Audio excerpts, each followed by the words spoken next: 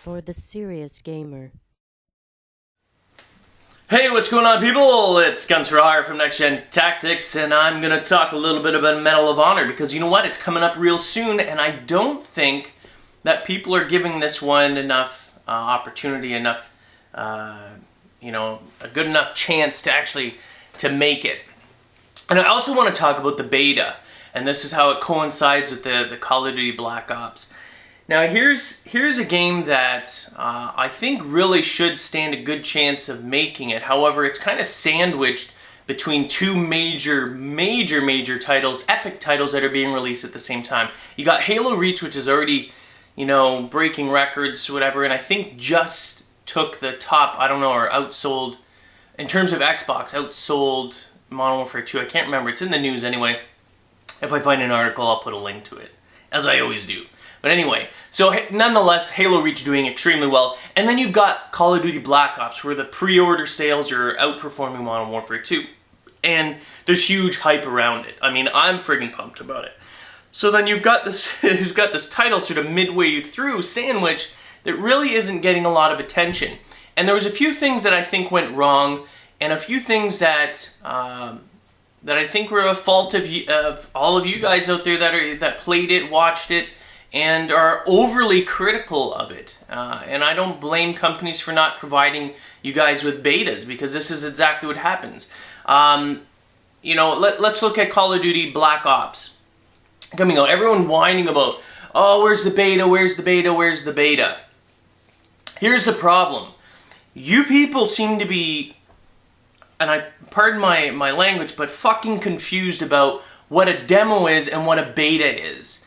The beta is sort of a raw representation of the game. It's an unfinished product that's supposed to given to like a limited number of people so that they can play it, find problems with it, for the purpose of finding problems with it, what's good, what's not, what needs to be improved, what bugs need to be worked out, and then polish it for the final product.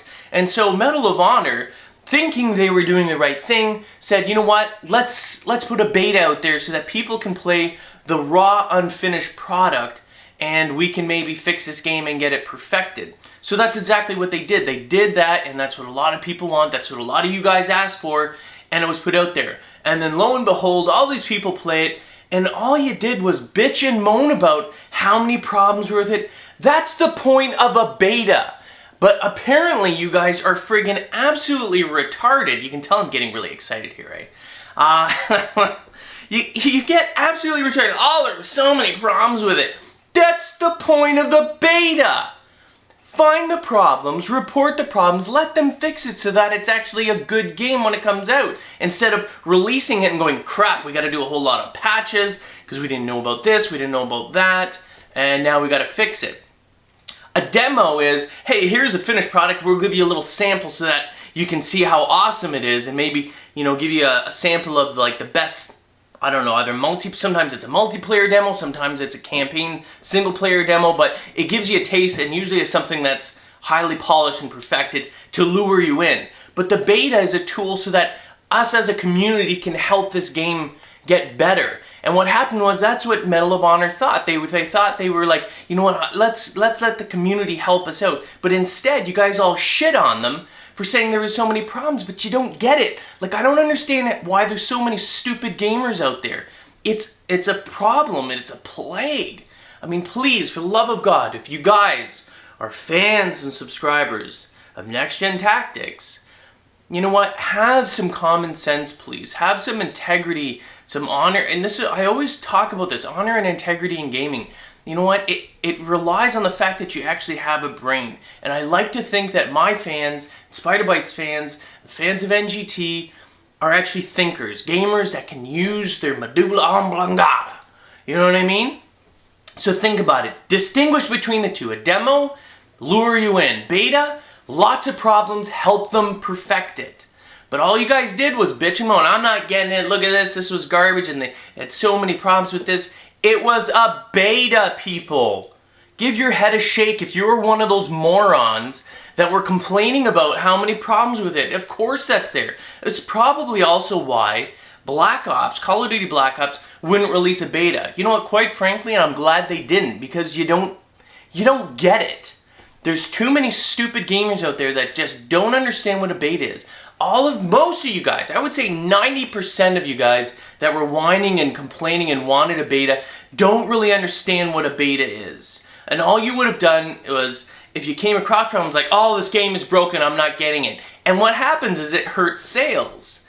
This is about business, and I think really that Medal of Honor, EA should not have put the beta out. Because I don't think you guys deserve to play the game. You don't deserve to have a chance at that opportunity. They should have actually had some people that are professional and go through it and find the problems so that they could sell a product polished when it actually came out. And that's what Black Ops is doing. They're like, no public beta. Because again, like I said, they probably recognize the fact, they're like, you know what? They don't get it. They don't understand. People don't know what the freaking beta is. They'll find the problem, then all of a sudden sales go down because like, oh, I'm not playing that game, it's broken. Well, it's a beta. Beta, okay? So anyway, they're doing a close. There is no beta for Black Ops. There's no public beta if you guys haven't figured that out already. I don't even know if they officially announced it. I think actually I came across on JD 2020 Twitter, which is Josh Olin, community manager for Treyarch. He already said, there's no public beta, it's closed beta, it's a closed private beta. Basically left to people that are actually good at finding these problems and give constructive criticism instead of saying, this game sucks!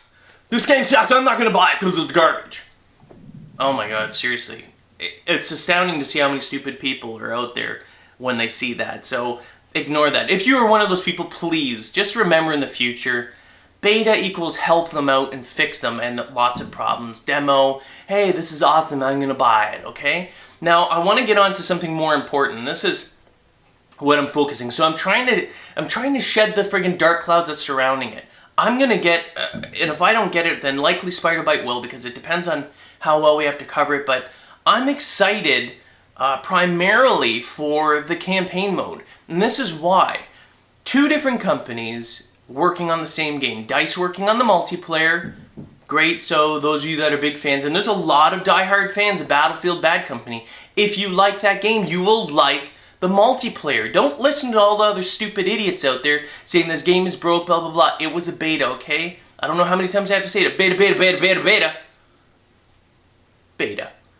So, that aside, don't worry about it. It's going to be fixed. It's going to be patched just like every other game ever released in the history of video games. There are going to be issues that are going to still have to be patched. They can't fix everything. You can't find everything. Anyway, so that aside, you're going to have a good, strong following, and you should do it. Fans of Battlefield, I guarantee you, you're going to like the multiplayer on it. It's going to be really good. It's going to be tight. So now we shift to the campaign, the single-player mode, which really isn't getting, for some reason, that much hype, other than, oh, we're gonna ban it because it's blah, blah, blah. You know, I already went on to that. I did a gun chop on that. Whether you agree, whether you don't agree, it's irrelevant. Don't buy it. Who cares? I don't really care if you buy it or not. If you're all hoity-toity and I'm protesting, well, go protest. I don't care. But the campaign alone should be incredibly tight, and this is why. The campaign, number one, is being done by a completely different company. Therefore, they don't care how good the multiplayer is. They're not saying, you know what, the multiplayer is really going to be the one that sort of keeps this going. And normally I say that. I say multiplayer is longevity. But they want the campaign, the single-player story mode, to be so tight and so engaging that it's great all on its own. So I think they're looking at about between 8 and 10 hours of gameplay, which is good. That's sufficient. You don't want it super excessively long, because then you tend to get people that get bored, like, you know, and I apologize, I don't mean to be insulting kids, but generally kids are like, I don't know, they're frothing at the mouth, they're drinking their Mountain Dew and their Dr. Pepper, and they want to get onto the multiplayer right away. But at the same time, people like me want a good story. I want to actually feel engaged. It's like an 8 to 10 hour long movie. That's the way it should be. The games in the future, and from this point, when we're looking at next-gen games on the Xbox 360, PC, PS3, and, well, I'm not going to say Wii, because really the games don't translate well on there. Sorry, guys. It's just true. Unless you're playing Mario. So anyway, it should be like an extended, interactive movie. And if the story is not good enough, it's going to be like an interactive, long drawn out garbage movie that you really don't want to watch, and you're kind of waiting. You're watching because you rented it and you're waiting for the end, and you're like, oh, whatever, it wasn't that great. You want it to be a blockbuster. You want the single player to be like, wow, that was amazing.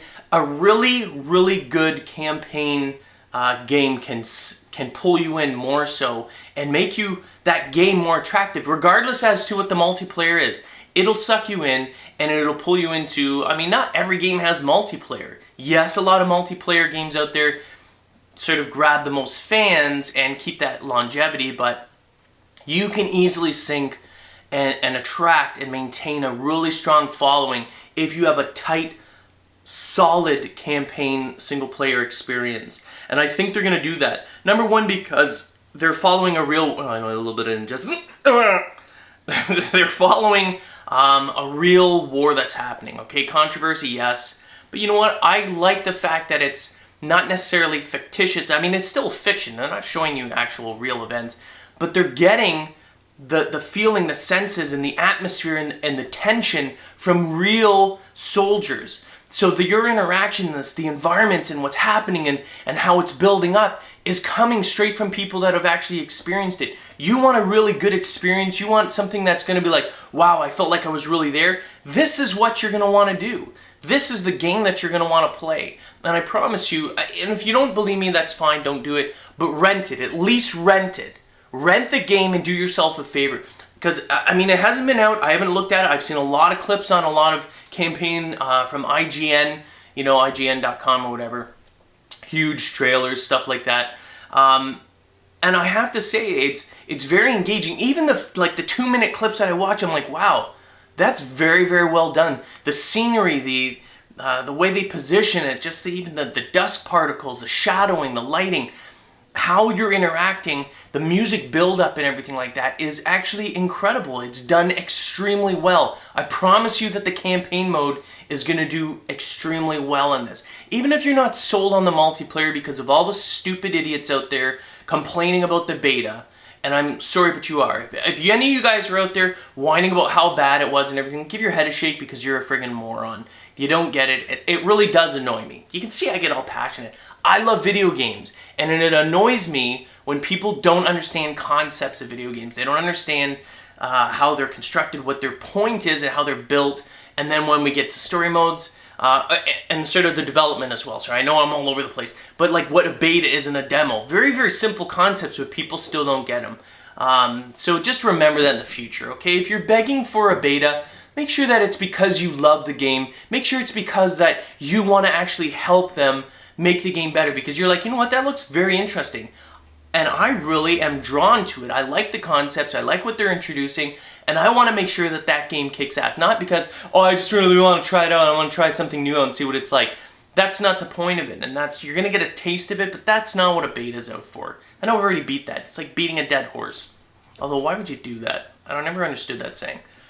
Anyway, campaign mode, done by EA LA, Electronic Arts Los Angeles, is going to be extremely tight. I like the fact that they're using, and I know you always hear Tier 1, Tier 1, Tier 1.